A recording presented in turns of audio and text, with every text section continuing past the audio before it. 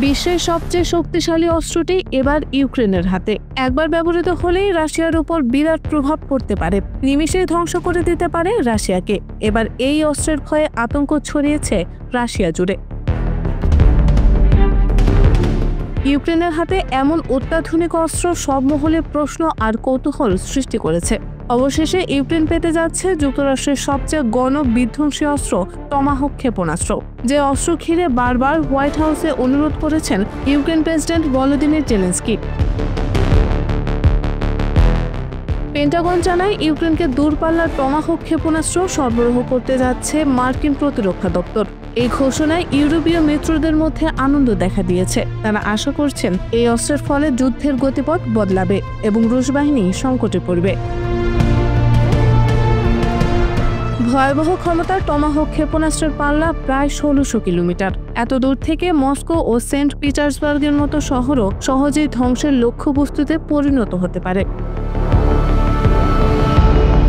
Tomahawk ক্ষেপণাস্ত্র ব্যবহার করে ইউক্রেনীয় বাহিনী রাশিয়ার অভ্যন্তরে তেল ও জ্বালানি স্থাপনাগুলো পুরোপুরি ধ্বংস করতে সক্ষম। ক্ষেপণাস্ত্রটি রাডার ফাঁকি দিয়ে নির্ভুলভাবে সামরিক স্থাপনাগুলোকে লক্ষ্য করতে পারে বলেও দাবি করছেন যুক্তরাষ্ট্র।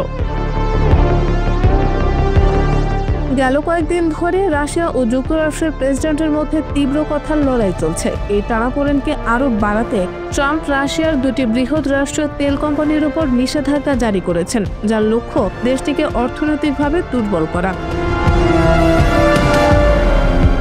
এতে ক্ষুব্ধ হয়ে রুশ প্রেসিডেন্ট পারমাণবিক শক্তিচালিত বুরেভেস্তনিক ক্ষেপণাস্ত্রের সফল পরীক্ষা চালায়। সেই সাথে ট্রাম্পকে পাগলাটে নেতা বলে উল্লেখ করেন। মার্কিন প্রেসিডেন্টের নির্দেশে রুশ ভূখণ্ডে সরাসরি হামলা চালানোর ঘোষণা দেয় ন্যাটো। এর পাল্টা প্রতিক্রিয়া হিসেবে পুতিনও পারমাণবিক অস্ত্র বহনে সক্ষম রাশিয়ার সবচাইতে ভয়ানক অস্ত্র টর্পেডো পোসেইডনের পরীক্ষা চালায়। এই পরীক্ষা রীতিমতো উদ্বেগ সৃষ্টি করে মার্কিন মূল্যকে। এবার তাই যুক্তরাষ্ট্র ইউক্রেনকে দিয়েই রাশিয়াকে ঘায়েল করতে চাইছে। ইউক্রেনকে সমর্থন দিতে পেন্টাগন ঘোষণা করেছে অত্যাধুনিক টমাহক ক্ষেপণাস্ত্র সরবরাহের। এর আগে হোয়াইট হাউসে জেলেনস্কি যখন ট্রাম্পের কাছে এই ক্ষেপণাস্ত্র চেয়েছিলেন, তখন প্রত্যাখ্যান করেছিলেন মার্কিন প্রেসিডেন্ট। ট্রাম্পের মতে অস্ত্রটি অন্য কোনো দেশের জন্য নয়, কেবল নিজেদের নিরাপত্তার জন্য। তবে পুতিন আগেই জানিয়েছিলেন ইউক্রেনে যদি এই অস্ত্র যায় তবে রাশিয়া ও যুক্তরাষ্ট্রের সম্পর্কের ইতিহাসে নতুন খারাপ অধ্যায় লেখা হবে। বিশ্লেষকরা বলছেন পরিস্থিতি তীব্রভাবে খারাপের দিকে যাচ্ছে।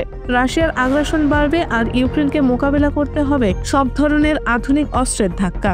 যুদ্ধ দীর্ঘ সময় ধরে চলতে পারে, কারণ মস্কো এটিকে মার্কিন আগ্রাসনের প্রতিফলন হিসেবে বিবেচনা করবে। পরিস্থিতি দিন দিন আরো বেশি উত্তপ্ত হয়ে উঠছে। পুরো ইউরোপ জুড়ে দেখা দিচ্ছে শঙ্কার কালো মেঘ। চারদিকে শুধুই উত্তেজনা, যে কোনো সময় গড়াতে পারে তৃতীয় বিশ্বযুদ্ধ।